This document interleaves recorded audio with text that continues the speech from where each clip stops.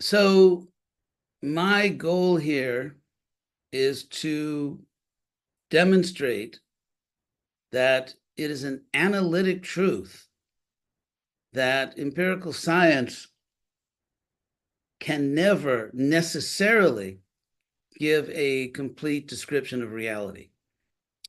So I want to explain what some of these terms mean. First of all, what is an analytic truth? An analytic truth is something which is necessarily true simply by the definitions of words. For example, if I say that figure A is a parallelogram, or let's say a rectangle, then it's necessarily true that it's not a triangle, or it's necessarily true that it's not a circle. Or, for example, if I say that John is a bachelor, it's necessarily true that John is not married. So an analytic truth means if you simply analyze, if you simply understand what the words mean, then something either must be true or cannot be true. And so if we simply analyze words like empiricism, then it becomes an analytic truth, not a truth that is the result of investigation and testing, but it is an analytic truth. It is necessarily true that we can never say with certainty that science has given us a complete description of reality. And so I'm going to explain briefly what I mean, and then we're going to go through this, and we're going to talk about the philosophy of knowledge. It is perhaps the cardinal principle of empiricism that a theory has to be tested. It has to be subjected to some kind of controlled experiment. Even, for example, the Webb telescope is obviously an empirical device because it depends upon scientists having access, visual access, to a certain degree and in certain ways, because, to be visible can mean many things. But to a relevant degree, the telescope must have access to certain aspects of the universe.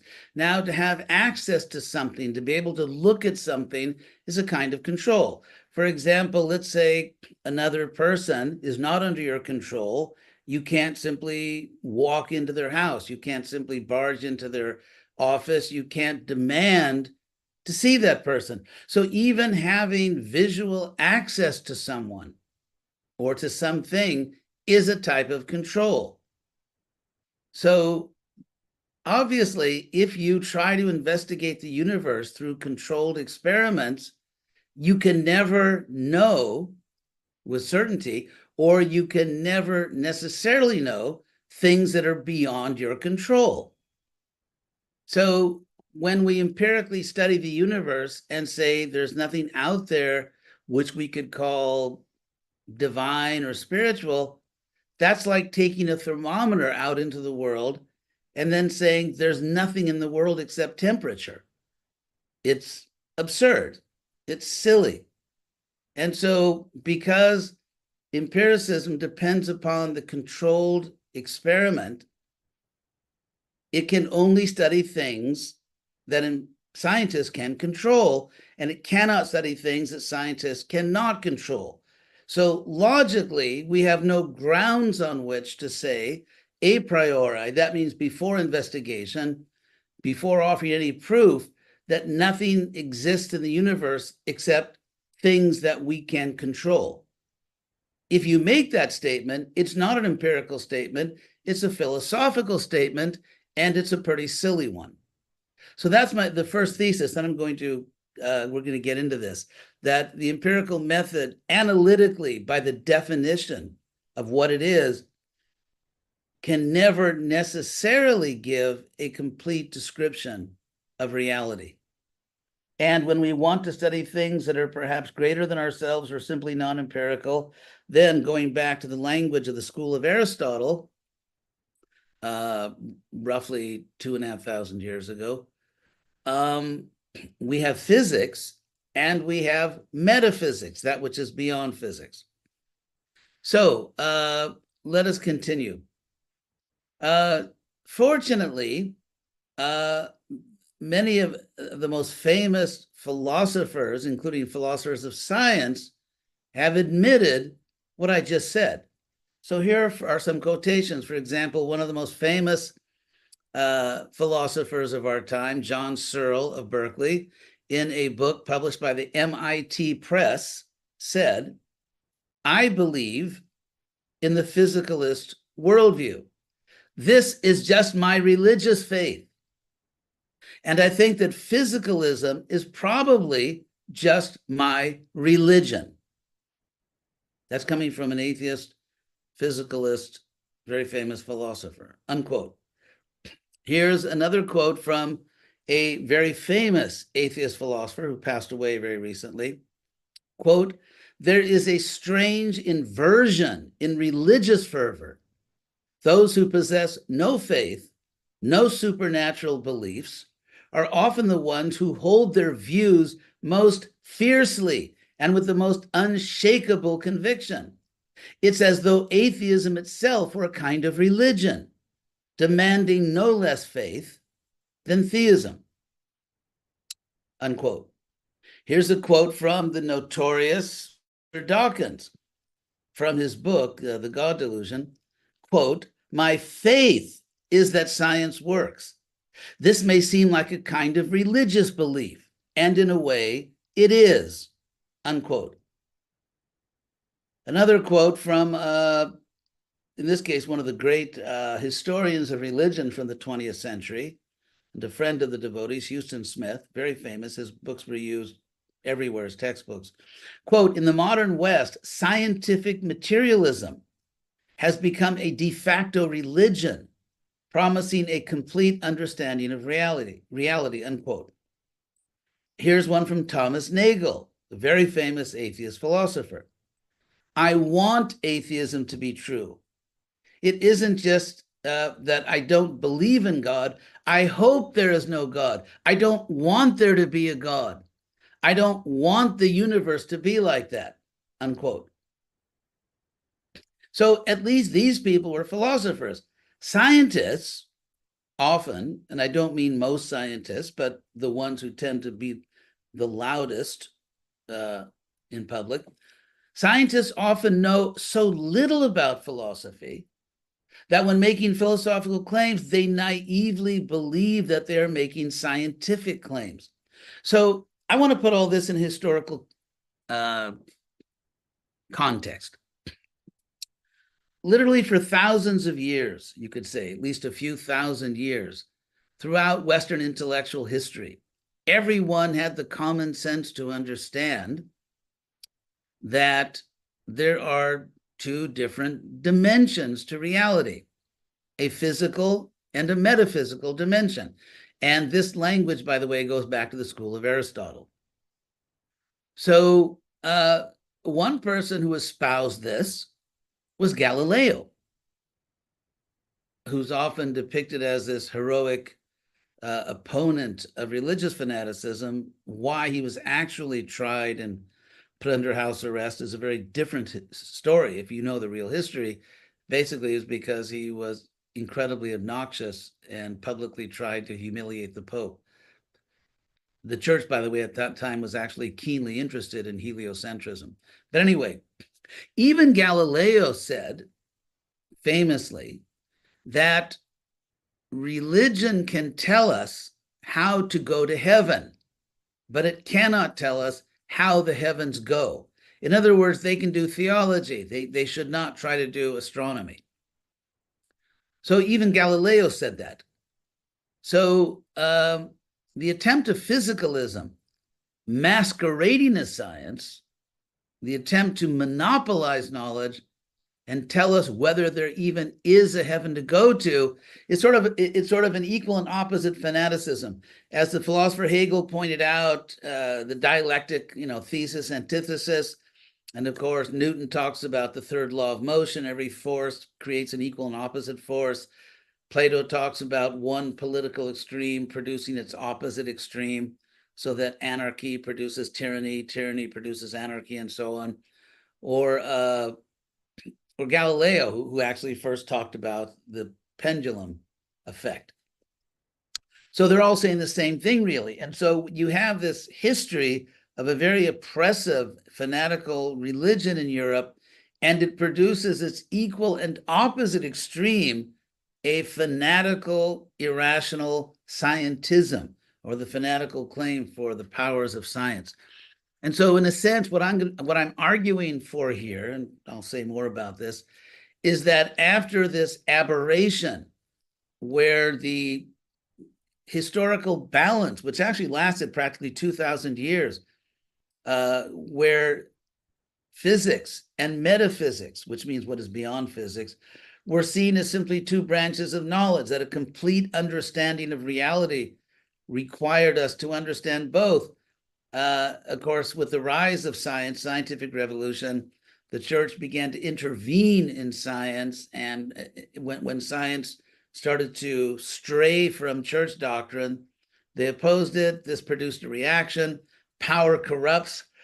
As the application of the scientific revolution, which is the Industrial Revolution, began to gain more and more power and to make human life so much better, then the empiricists became corrupted by their power, exactly in the same way the church had become corrupted by their power, and they became aphilosophical fanatics, which you see manifest in the atheistic university. So now, fortunately, for various historical reasons I won't go into right now, things are moving back toward the center. There is a rebalancing going on where we can accept that a complete understanding of reality requires us to understand both the physical and the metaphysical. That's where history is moving right now, and it's a very positive thing. It's a rebalancing, a re-articulation of a very ancient equilibrium of knowledge. So now the idea that physical, one point which I'm going to quote here from the Stanford Encyclopedia of Philosophy, is that as a sociological principle, when you have a group of people who all kind of believe something, then the standard for evidence in order to affirm that belief goes down. I mean, to give a simple example, if you're giving a sermon in a, let's say, a Christian or Catholic church, and you talk about the salvific power of Jesus, you don't have to do a lot of philosophy, and you don't do anything like empirical proof, because you're preaching to the choir. Similarly, this is what the Stanford Encyclopedia of Philosophy says about preaching to the choir among atheist scientists and philosophers. Quote, "The first thing to say when considering the truth of physicalism, the first thing to say is that we live in an overwhelmingly physicalist or materialist intellectual culture.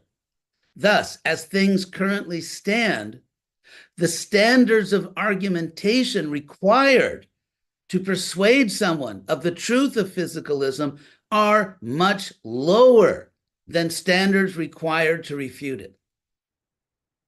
And there's a few words paraphrasing it. I'll repeat that. As things currently stand, the standards, in other words, within an academic community, the standards of argumentation required to persuade someone of the truth of physicalism are much lower than the standards required to refute it.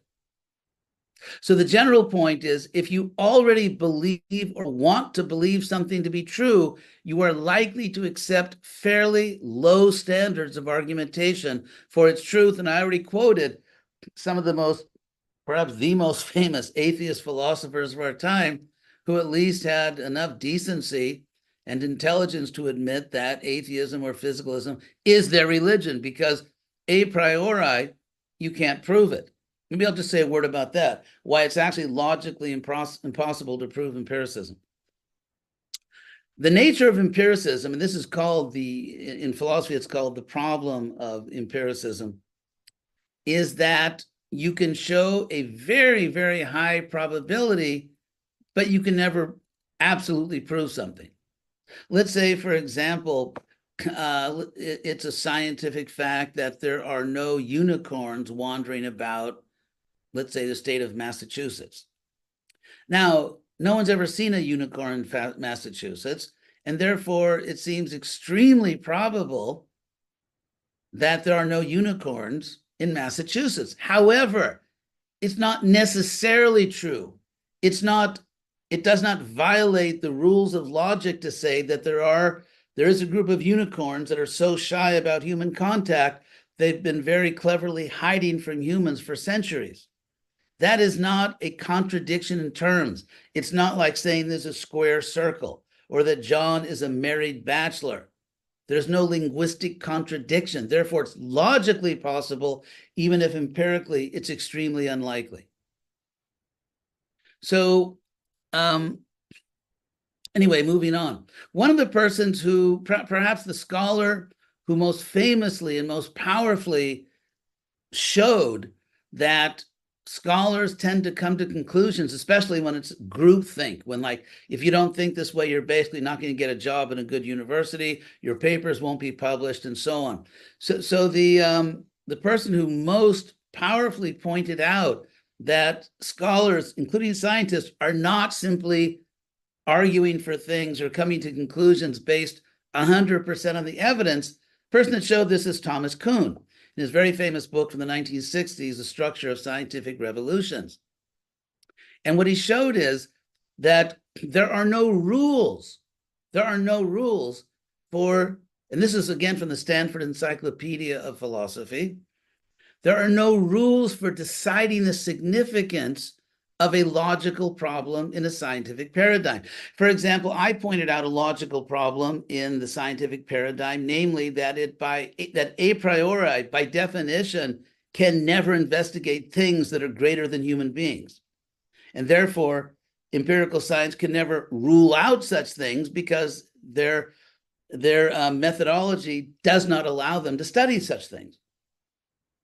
So, but what Kuhn pointed out is that in real scientific communities, never mind what's logical or illogical, but in the actual human communities, there are no rules for deciding the significance of a logical problem in the scientific paradigm. For example, the fact that empiricism a priori can never study things greater than ourselves, that's a logical problem if one's intention is to say that empiricism is giving a complete picture of reality, or at least the best or most complete picture of reality that human beings can achieve at this point in history. So that's a logical problem. So how much does that logical problem bother scientists? How seriously do they take that logical problem? To what extent do they make adjustments in their claims because of that serious logical problem? What the Stanford Encyclopedia of Philosophy says is that there are no rules for deciding the significance, as Kuhn pointed out, of that logical problem. The decision to opt for a revision of a ruling paradigm, the decision, okay, we have this paradigm, let's say now it's physicalism, so the decision like, hey, maybe we should revise that sectarian physicalist paradigm is not rationally compelled. In other words, the history of science shows that scientists do not adjust their paradigms because it has logical problems. There are sociological problems. Well, anyway, I won't go into Kuhn any more than that. But nor is the particular choice of revision rationally compelled. So just to give a simple example, with God or without God, we have a fossil record. So whether or not there's a God, there is a fossil record. And empirically, a priori, analytically, you cannot empirically show that God, let's say, ultimately designed biological evolution, and you can't show that he didn't. Of course, if God decided to make it empirically obvious, let's say God actually came down to Earth and said, watch, and then started creating all kinds of evolutes, that'd be different. But with the knowledge we have now, we cannot empirically say that God did or did not bring about the evolution of species. Thus, the notion of unguided evolution, or for that matter of unguided cosmogenesis, is a view held on faith. It's not a scientific view. And actually, it demonstrates the corruption of empirical science by the inclusion of non-empirical metaphysical assumptions, such as evolution occurred exclusively by natural causes, which is not an empirical theory, can never be proved, and is actually a corruption of empirical science. So to prove God or not prove God, they are equally, in evolution, are equally beyond the range of empiricism. So how do we know things, ultimately? What is the method by which we actually claim to know things with certainty? The most reliable, the most popular method for the last 2,500 years, and a method introduced by Aristotle again, is called foundationalism. And interestingly, foundationalism is also found in Vedanta Sutra, in the Chaitanya Charitamrita, and other scriptures in the Mahabharata. So it's also taught in our Shastras. So I'll explain what foundationalism is. Aristotle's the one that pointed this out. He said that when you're trying to prove something, you can be pushed into an infinite regress of proofs. Let's say a very simple empirical fact that water boils at 100 degrees Celsius. So someone doubts that. Someone says, prove it. So I put a pot of water on the stove. I put a thermometer in there, and the water boils at 100 degrees. But the person pushes me back one step and says, I don't believe that's pure water. I think that you might have put some chemical in the water, some invisible chemical in the water that changes the boiling point. So you have to test the water. But then again, you have to test the water testing chemicals, and those have to be tested. Or you have to test the mercury, then you have to test the mercury testing chemicals. In other words, you're pushed into an infinite, unending regress of proofs. Aristotle says, since no one is going to live that long, therefore, if we allow this, then no one can ever claim to know anything, and yet we believe we do know things. Therefore, Aristotle said there must be a first or primary principle, a foundational claim not requiring demonstration or proof. I'll give you a simple example of that. You go to sleep at night, you dream, you wake up, you make a quick decision that the world you're experiencing in your awake state is more real, somehow ontologically is more real than the world of your dream state. You can't prove it. Your dream is not empirically available. Or, for example, your belief in yesterday. But I'll go into those things, some of the foundational beliefs, because you can't empirically prove yesterday. So, because you're not directly experiencing it. Now, this problem of an infinite regress of proofs and the need to escape this regress by affirming sincerely a self-evident foundation, this is found in Nyaya, in the traditional Indian system of logic. In Nyaya, it's called anavasta. Avasta means a foundation. So anavasta means you have no foundation for your knowledge, and therefore you have to establish an avasta, foundation. In the Brahma Sutra 2.111, we find the statement tarka pratishtanat, because tarka, mere logic, is not the foundation. Logic simply analyzes the relationships between affirmations. It cannot say the affirmations are true or not. That's empiricism, or it's metaphysical realization. So therefore, logic itself, tarka, apratishtanat, because it's not a foundation, anyatanumeyam, leads one to sort of infer, speculate otherwise, and therefore one can never come to liberating knowledge. So Brahma Sutra recognizes the problem of an infinite regress of proofs, or not having an epistemic foundation. The Mahabharata, in a verse, actually, anyway, I won't go into the technical details of which manuscript is found in, but is tarko apratishta. Logic is not a foundation.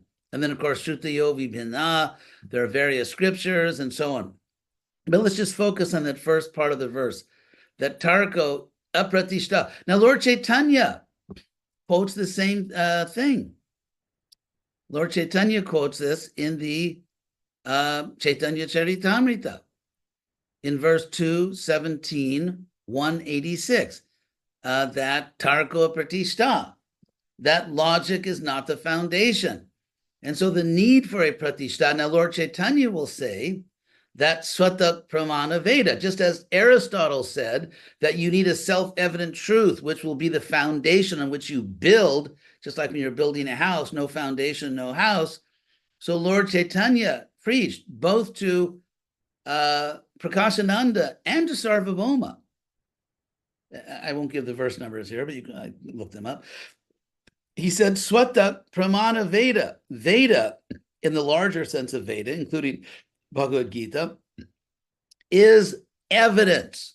It is proof, swataha, by itself. So the idea that that mere logic is not a foundation, the real foundation is a self-evident truth, it was taught by Lord Chaitanya himself. He calls it Pramana Shiromani, the crown jewel of evidence. And again, that was to Prakashananda, to Sarvabhauma, same thing, Swata Pramana Veda. The Veda by itself is evidence. And Yekoi Lakshana Korile, one who tries to interpret, speculate about this, Swata Pramanya Hani Hoy, you destroy the self-evident quality of the Shastra. So now, how do you get a self-evident starting point? Like, for example, in geometry, something has to be given. So where do you get foundational starting points? Here, I want to go to the Bhagavad Gita, because Krishna explains something very important about this, that, so from a socio-historical perspective, first I want to talk about how you get foundational starting points in a sociological sense, rather than just a philosophical sense. Krishna makes some very important statements in the Bhagavad Gita 17:2. He says, Trividha bhavati shraddha, that faith, really having confidence in something, comes in three varieties. And subhavaja, it's born of one's own nature. And these are, of course, in the mode of goodness, passion, and ignorance. And then Krishna says at 17:3 that satanu rupa sarvasya, Shraddha Bhavati Bharata, a faith, a conviction arises in everyone. There is no conscious being that doesn't have faith in something, even if it's faith that it's in your rational self-interest to get out of bed in the morning. So philosophy is like psychology. You may not study it, but you have one. If you do anything intentionally, and you can't, and Krishna says you can't not act intentionally, because even if you, let's say, decide I'm not going to do anything, that's an intentional act. To hold yourself motionless or not to act is an action. So because you're a living being, you must constantly choose to do something. When you choose to do something, you are enacting your value system. Your value system is your philosophy. Therefore, everyone ultimately comes to a what to them is a self-evident truth based on the quality of their existence, according to the modes of nature. And Krishna says that Shraddhamaya young Purusha, the soul, the living being, is constituted of faith. And Jodet Shraddha, whatever that person's faith is, that is what the person is. So you cannot not believe something. If you say, I don't believe anything, then the simple question, do you really believe that you don't believe anything? So it is it's simply impossible for you not to believe something. What you believe will lead you to act intentionally. That is your philosophy, and that becomes the intuitive foundation of your view of the world. And that is influenced by the modes of nature, or determined by the modes of nature. Anyway, there are many more verses in the Gita which are relevant here, along this same line. But I'll just leave it at that for now, because I want to finish and leave enough time for questions. So there are some common epistemic foundations that practically everyone believes, and they're metaphysical, they're not physical. So in fact, in the real world, excuse me, practically everyone lives in a bi-dimensional universe, physical and metaphysical. No one in their real life lives in a physicalist universe. That's what the atheist, John Searle, pointed out. And I'll explain what that means. Here's an example of some completely metaphysical beliefs that practically everyone has that can never be empirically demonstrated because they're not physical. For example, other people have minds. Now we know that we have minds, cogito ergo sum, I think, therefore I am. And for example, Brahmatirtha is sitting next to me here, which is very happy to have his company, the director of the BI. So I am very convinced that he has a mind. I can't prove it. I can't empirically prove that he has a mind, and yet I know he does. Or here's another one, which is in a sense related. The first example I gave is in a sense a subset of the second example, which is that the external world exists. It's Descartes that kind of brought up this possibility, mental possibility of radical skepticism. Like, what if I'm a brain in the laboratory of an evil genius? And there is no external world. There is no Florida. There is no BI. There's nothing. There's just, I'm in the laboratory of an evil genius manipulating my brain. I can't prove that's not true empirically. Here's another one. I can't empirically prove that I have free will. And yet, as even the atheist Searle pointed out, the problem with the doctrine, and determinism requires, by the way, that we have no free will, which logically requires that no one is morally responsible for anything they do. So I'll get into that in a second. But as Searle pointed out, the problem with that physicalist doctrine that we have no free will is that no one can actually live that way. No one can live that way. He gave the example, let's say you go to a restaurant and the waiter's getting impatient. The waiter says, you have to order, and you say, I'm waiting for my neurology to speak. And you can't live that way. If you have children, you have to make decisions or if you want to decide to get married, not to get married, what am I going to do with my life? Should I turn left or right? At every moment, we have to exercise free will. And the idea that we don't have it is simply a mental absurdity, and it's impossible to live a human life based on that idea. So, in fact, we cannot live a responsible human life unless we assume that other people have minds, the external world exists, we have free will. And I already gave the example. You can't prove that you're not dreaming right now. We cannot prove empirically, from the point of view of physicalism, that some actions are right or wrong. If someone goes into school and kills a bunch of children, you can't prove that's wrong.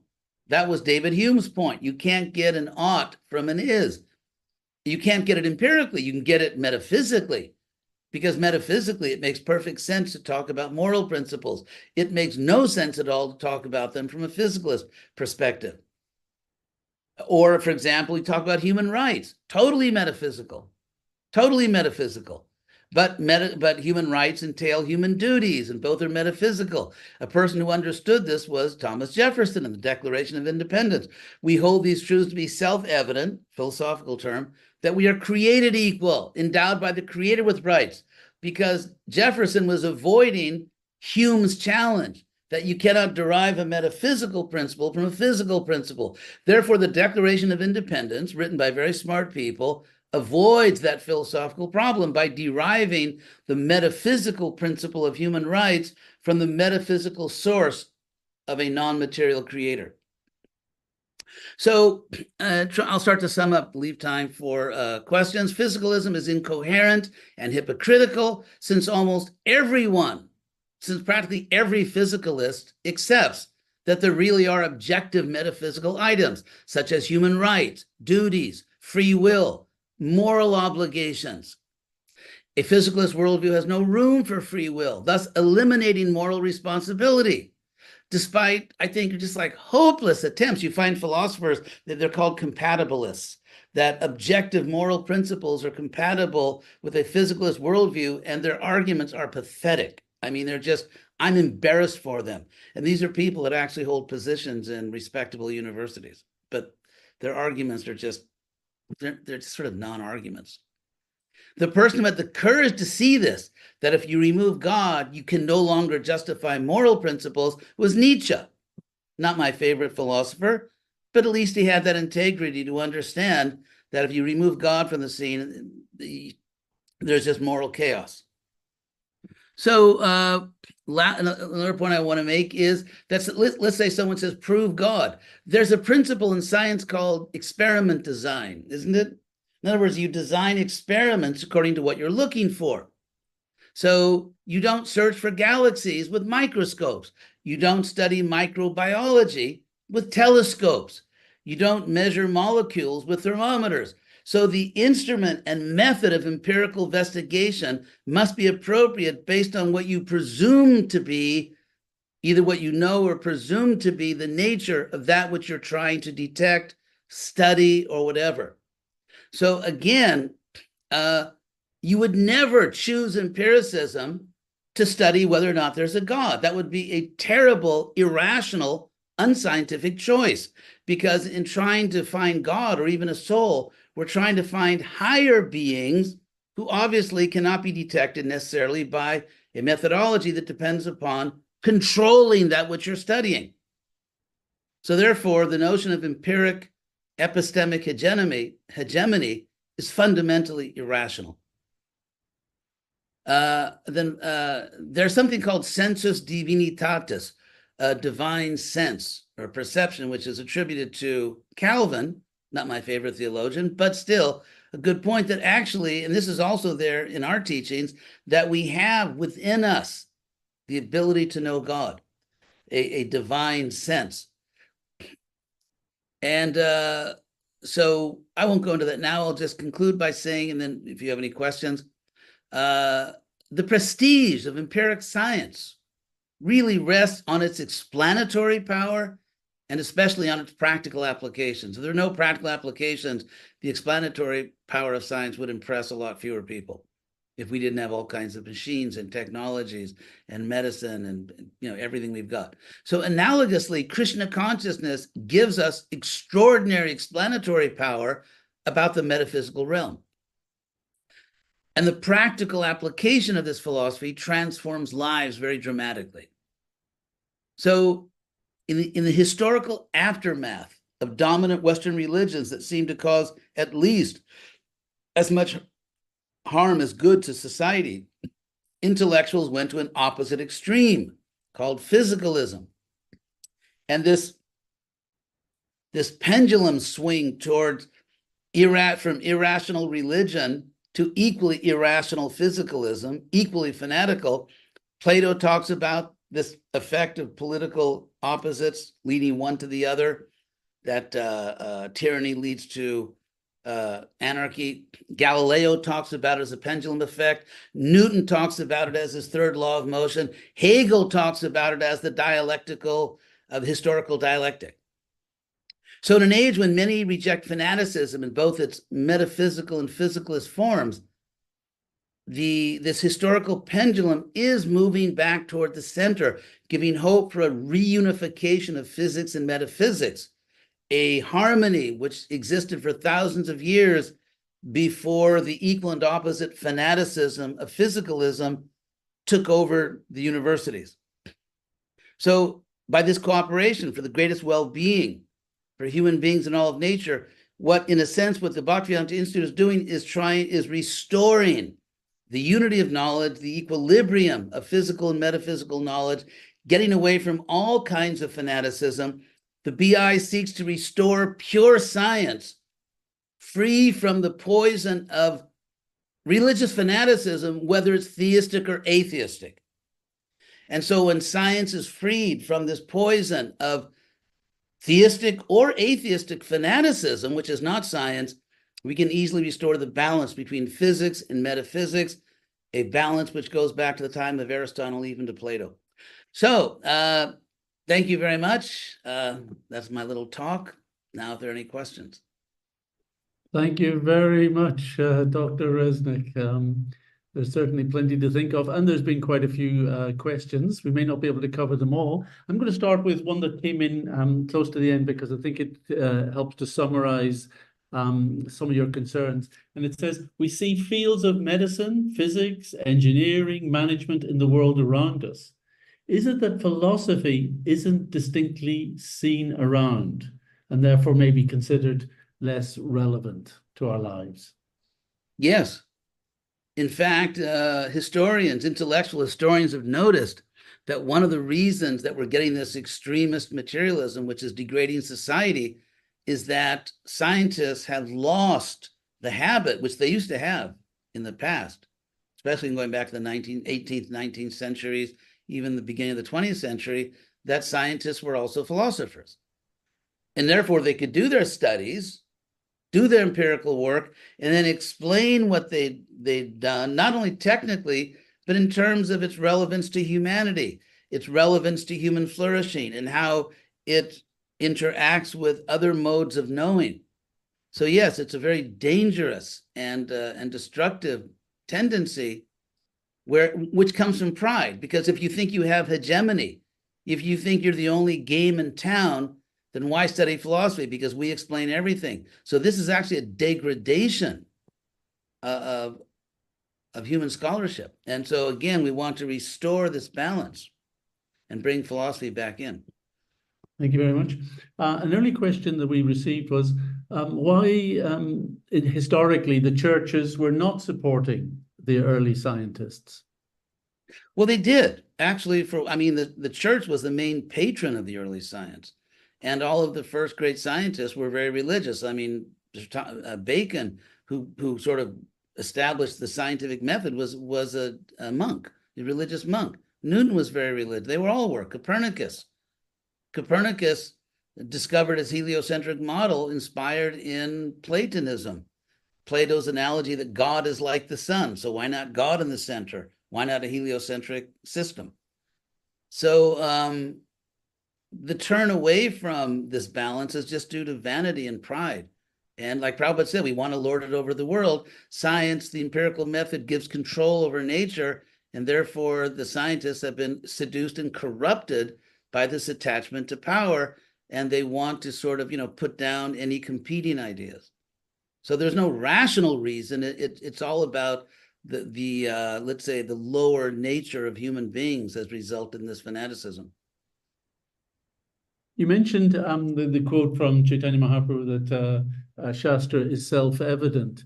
One question was asking, where can they find that quote particularly? Oh. Another one asked on the same point, there are many multiple truths, sometimes, differing views, even from the same scriptures. So how can scripture be foundational truth that is commonly agreed on? Good question. By the way, I just put in chat all the references from Lord Chaitanya. That's very helpful. Thank you. Sure. That's a very good question. And therefore, what we find in Indian history is that there are debates. Just like if you don't have refereed journals in academia, you're going to get very bad scholarship. And so in an open and free marketplace, so to speak, with debate, non-fanatical debate, the big winner in Indian history was Krishna consciousness. And this is something which even, secular historians say.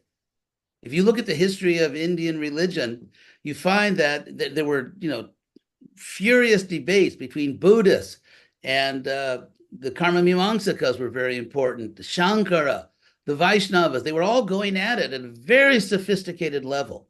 I mean, just to take part, you had to have the equivalent of a few PhDs. You had to know everything about logic. You had to know Sanskrit inside and out. You had to know so many things. These are very high-level debates. And when all was said and done, the big winner was Krishna consciousness. And even practically today, we find that of all the Indian traditions, whatever the different schools are, it's Krishna consciousness, which actually has global appeal. So ultimately, Tarko Pratishta, you can argue this way and that way, but it really kind of comes out in history. And what history is revealing is the superiority of Krishna consciousness. Thank you very much. We have to leave it there, but we'll be calling you back at the end of this session for the